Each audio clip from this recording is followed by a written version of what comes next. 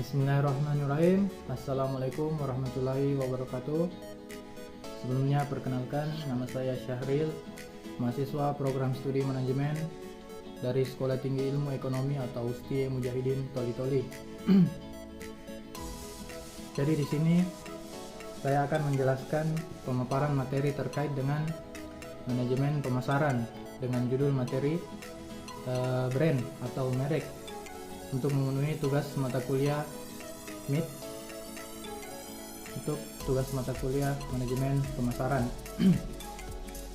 Jadi langsung saja, ini biodata saya. Nama saya Syahril, NPM 2022-10039, dan mata kuliah manajemen pemasaran.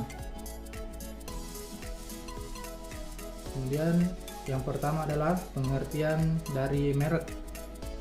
Menurut Undang-Undang Nomor 20 Tahun 2016 tentang merek dan indikasi geografis, merek adalah tanda dengan ciri khas berupa gambar, angka, nama, huruf, corak, warna atau kombinasi dari unsur-unsur tersebut bahwa ada dalam barang atau jasa yang digunakan untuk kegiatan perdagangan.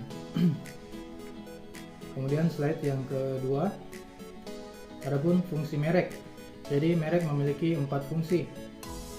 Yang pertama sebagai tanda pengenal barang atau jasa.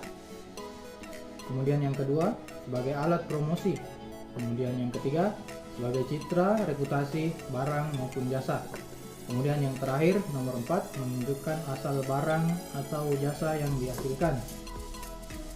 Kemudian kita beralih ke slide selanjutnya. Ada jenis merek. Jadi merek memiliki 3 jenis. Yang pertama adalah merek dagang atau biasa disebut dengan trademark. Adalah merek yang digunakan pada barang yang diperdagangkan atau barangnya. Kemudian yang kedua, merek jasa adalah merek yang digunakan pada jasa yang diperdagangkan. Kemudian ada yang ketiga, merek kolektif. Yang disebut dengan merek kolektif adalah merek yang digunakan pada barang dan jasa dengan karakteristik yang sama dan diperdagangkan oleh beberapa orang untuk membedakan dengan barang dan jasa jenis lainnya. Jadi untuk merek kolektif kita ambil contoh sebagai contohnya merek kolektif itu ada Coca-Cola dan juga Bicola. Jadi Coca-Cola dan Bicola adalah satu jenis barang atau produk, sejenis produk yang sama. Yang membedakan mereka adalah merek mereka. Yang satu namanya Coca-Cola, kemudian yang kedua namanya Bicola. Meskipun mereka berada di dalam satu perusahaan yang sama, mereka tetap bersaing untuk mendapatkan harga dan juga kualitas. Kemudian slide selanjutnya, fungsi pendaftaran merek. Jadi merek itu harus didaftarkan. Adapun fungsinya, yang pertama adalah sebagai alat bukti bagi pemilik yang berhak atas merek yang didaftarkan. Kemudian yang kedua, sebagai dasar penolakan terhadap merek yang sama keseluruhannya atau sama pada pokoknya. Kemudian yang ketiga, sebagai dasar untuk mencegah orang lain memakai merek yang sama keseluruhannya atau sama pada pokoknya dalam peredaran untuk barang dan jasa. Jadi fungsi dari pendaftaran merek pada intinya adalah agar orang lain tidak bisa menggunakan merek kita dengan sewenang mereka. Ketika ada orang yang menggunakan merek dengan merek yang sama, nama yang sama, dan produk yang sama, maka kita bisa menuntut kepada pengadilan untuk mencabut hak merek tersebut karena kita sudah mendaftarkan merek kita terlebih dahulu. Kemudian slide selanjutnya, jangka waktu merek. Jadi merek memiliki jangka waktu 10 tahun.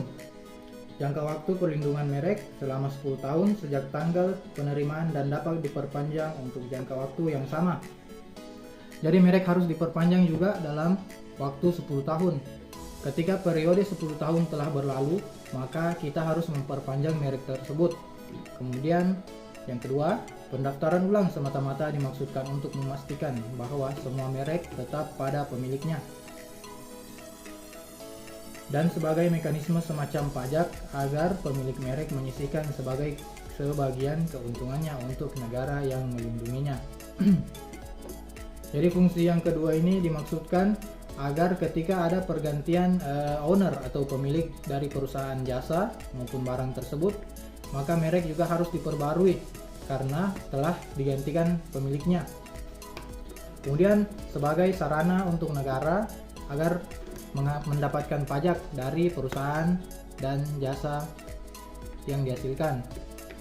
Setiap perusahaan yang memiliki merek harus menyisihkan jasa, menyisihkan pajak atau sebagian dari hasil penjualan barang maupun jasa tersebut kepada pemerintah yang menaunginya. Kemudian slide selanjutnya, alasan penolakan merek. Jadi merek dapat ditolak oleh pemerintah.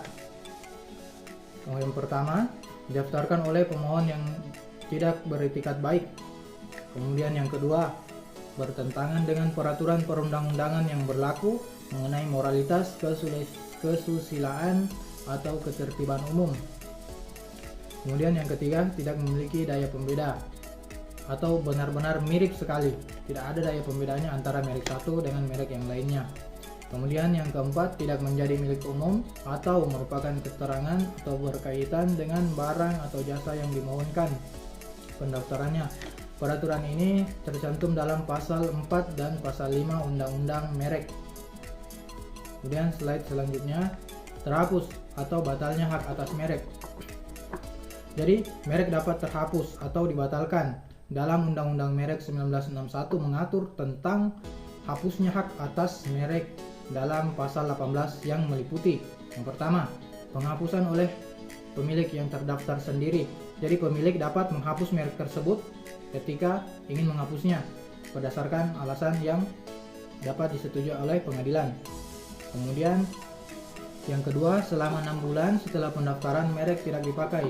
Jadi merek ketika kita mendaftar kemudian berlalu 6 bulan, maka ketika tidak ada aktivitas dari penggunaan merek tersebut, maka merek tersebut akan batal atau dihapus oleh pemerintah.